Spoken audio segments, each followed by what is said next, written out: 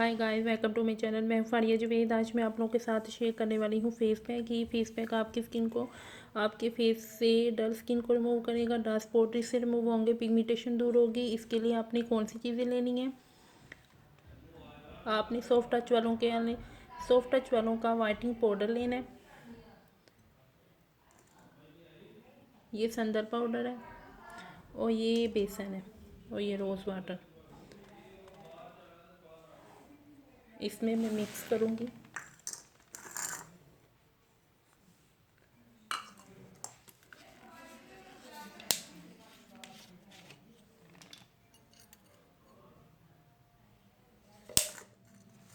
और इन तीनों चीज़ों को मिक्स करेंगे।